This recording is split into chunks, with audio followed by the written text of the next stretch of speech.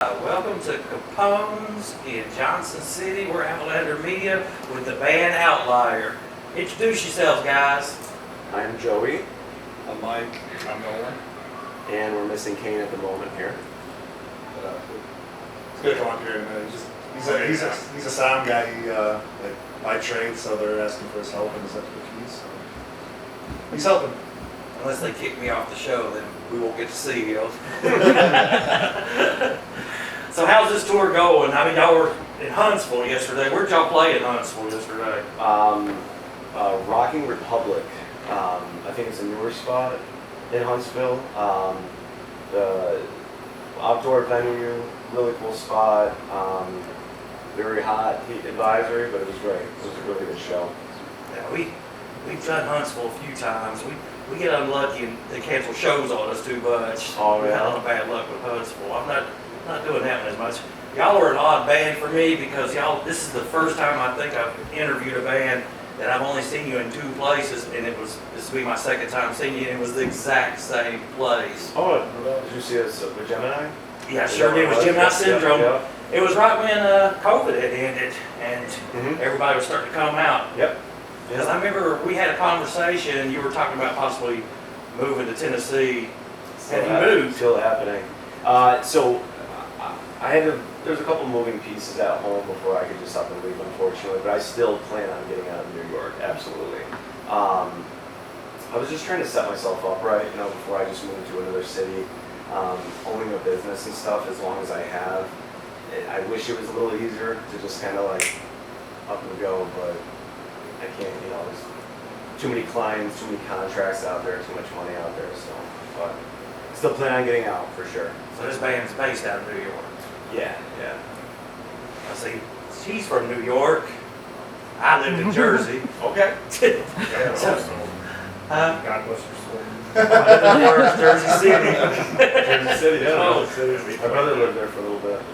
Yeah, they put it this way. This has been about 10 years ago. I paid $1,100 a month for rent, so it tells you how good a place I was living in. Oh, sure.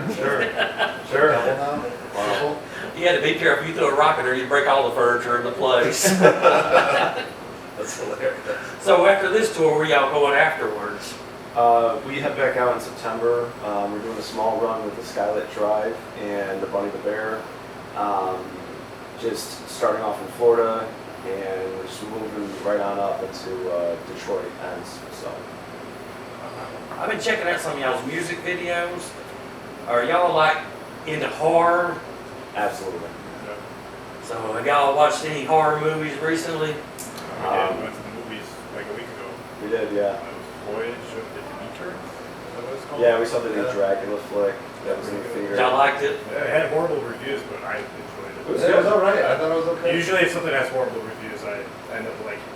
I liked it. I thought it was a good movie. It's on too. I mean, it's not as good as Lost Boys. Lost Boys is the ultimate that's- vampire yeah. movie. I don't care what anybody says. Absolutely.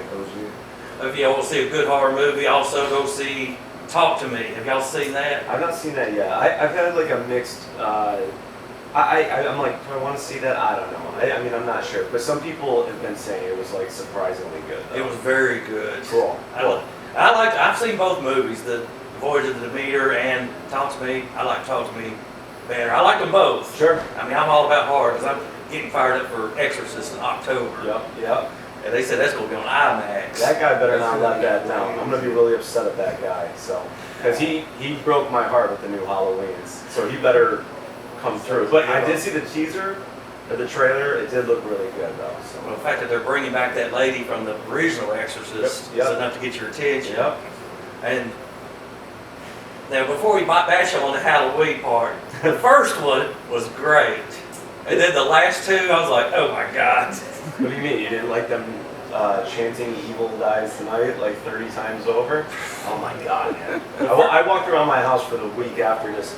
"Evil dies tonight." I was just randomly shouting like an idiot, like some stupid voice. I'm like, God. I mean, the first Halloween when he came out with Blumhouse with that one, I was hooked. Yeah.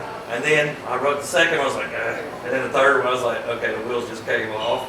Oh my God, man! Yeah, the whole like, yeah. And a part of it was setting up really cool because. I mean, kind of what I thought about all of those movies is I was reading Carpenter's remarks and everything, and they're like, we're, at 2, and everything else was like completely, whatever. But then they started taking elements of 2 and 6 and all the other ones, and then you start seeing it in the new ones, and I'm like, so he is this like entity, and like he is this thing. So like I'm like, all right, it's a cash grab. That's why I didn't really like it. Halloween 2, dude, like OG Halloween 2, that movie, I loved it. I thought it was great. The whole hospital thing was like awesome. I loved 3, I love 4, I love 5, 6. I love them all, honestly. Except for Resurrection. Sorry. My boy Busta, I love you, bro. Stick to rapping, bro. It ain't your thing. Well, I mean, it was so, we got kind of, with Resurrection, we got kind of sideswiped because we had an H2O, which was really good. Right. And then we went to this as like, Jesus. Oh, and how they try to tie it in together, and they're like showing like, that like, he's like, oh yeah, he broke his vocal cords or whatever. With the paramedic. Well, I'm hoping they'll put Halloween to bed after this final one, but don't worry, there's another movie that's going for number 10 in October with the new Saw movie. Oh yeah, I'm looking forward to that one. Really? I am. I love the Saws, man. Keep it going. Keep it going.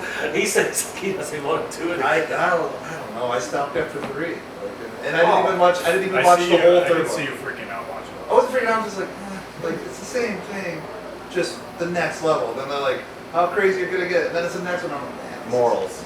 not even no. It's just I don't know. There's only so many times you can hack someone out. For me, anyways. Oh, you're heck no. Just a smorgasbord. Right. That's like when we saw The Green Inferno. I don't know if y'all ever saw that. Yep. And I remember there was people walking out of the movie theater. How about Cannibal Holocaust? I have never seen that. So Green Inferno, I believe, was based off of that Cannibal Holocaust. That movie was so vile I couldn't finish it. In fact, that movie is crazy because it's an Italian director that did it. I think he actually had to go to court because they thought he was using real footage and stuff. It's wild. I mean, I don't know what I can say on camera, but. You can say whatever you want to, okay? This is why. All right, well, dudes were getting their wieners cut off. It was fucked. And I'm like, no! And I'm like, I can't watch that. And I'm like, I got one of those. Why you, Fletcher? You ain't got no dick.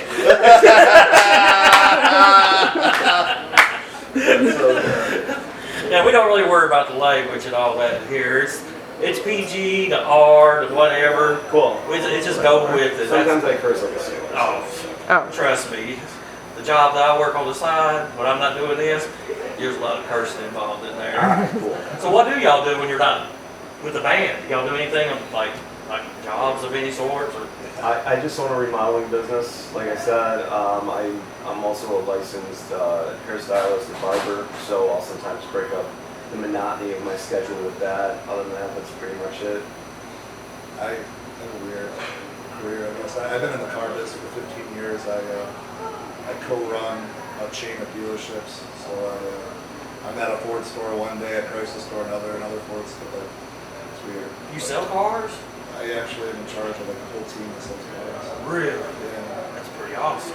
Yeah, it's different. I don't know, man. Like, it's soul-sucking. It's not. Well, you don't look like a car salesman today. Well, that's the thing. So, like, the stigma of that, like everyone's got that bad persona, you know? Like, and it's all about what you do with your craft. Like, you can sell based on needs and wants. You can sell off being a scumbag. So and I've been doing it for 15 years, and I probably have 700-800 people that come to me directly, throughout the year. And I'm not exaggerating, but it's because I did the right things when I was up and coming. Because I don't know. I'm very for people. I'm very for being equal, and I don't know. It's just obviously when I tell people this, they're like, "What? Like, how do you do such different things?" And music was my love, and the career is what I needed to survive and raise a son that I have. So it's just got stuck in the ground. How old is your son? He's 18.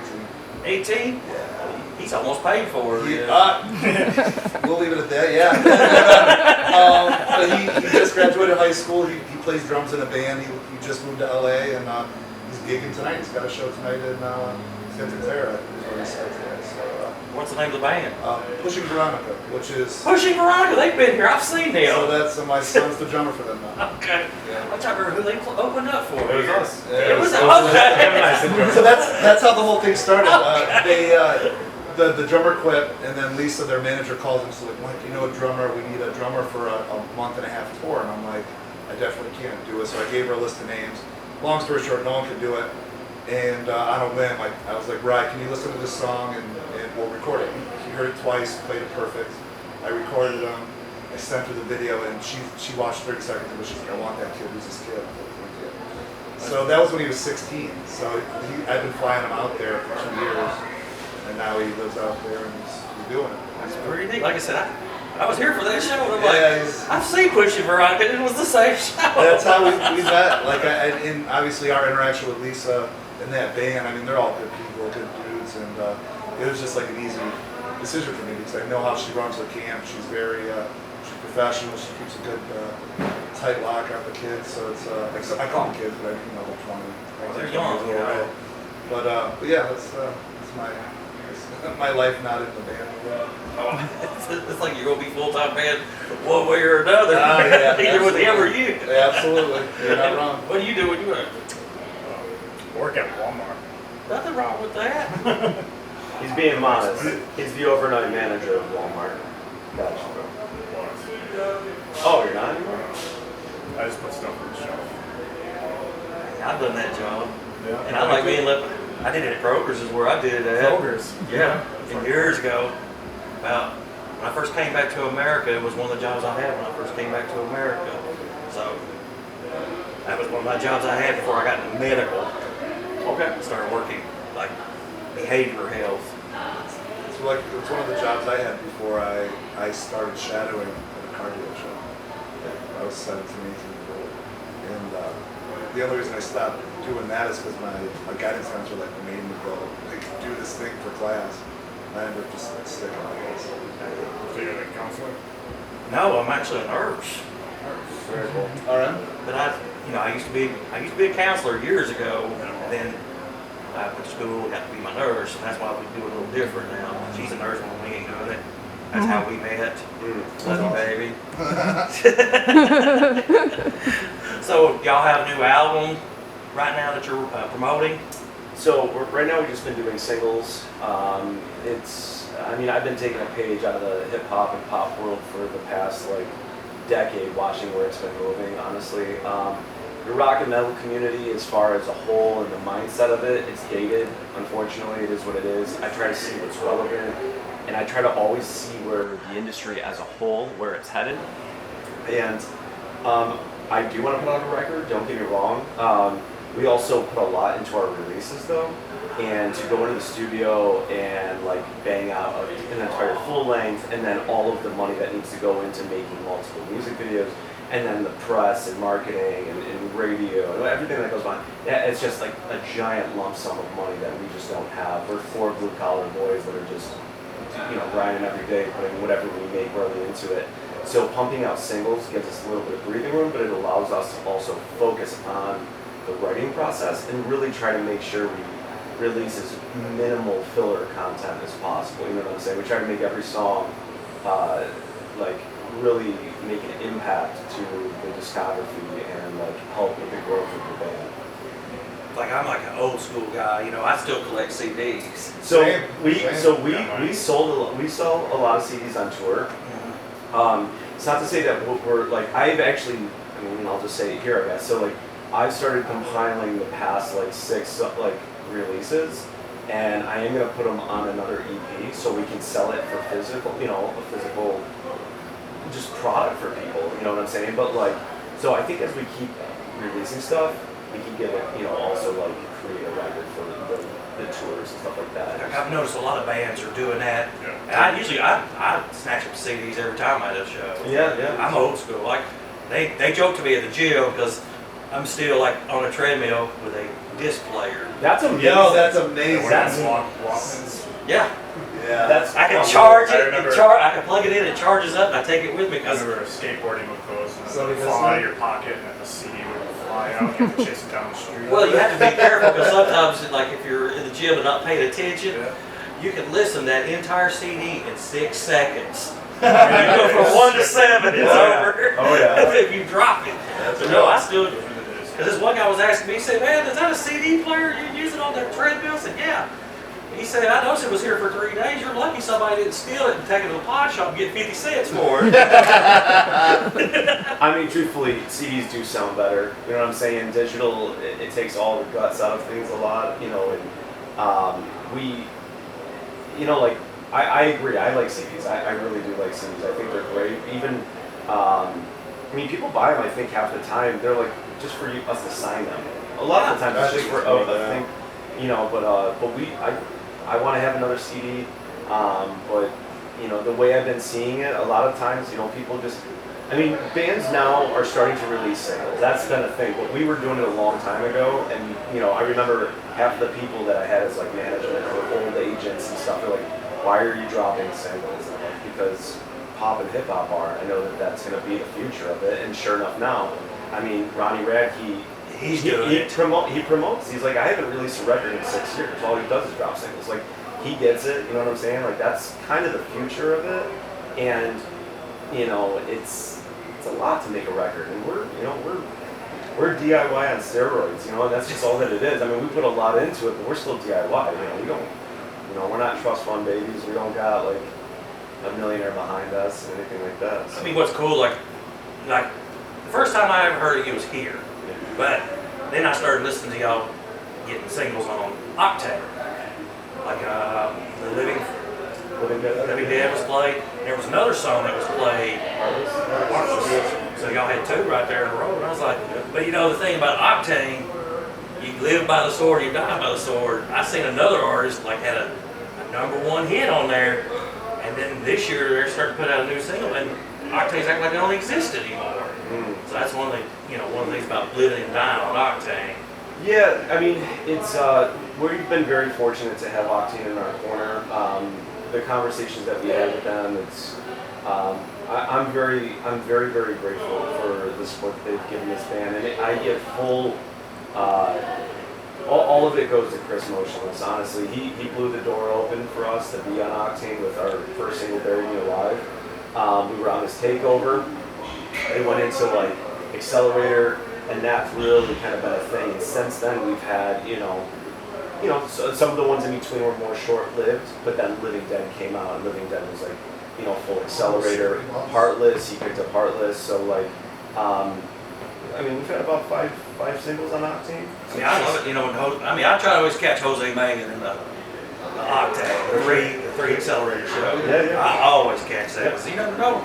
I mean, I might be sitting next to the next Beatles and I don't even know it. You never know.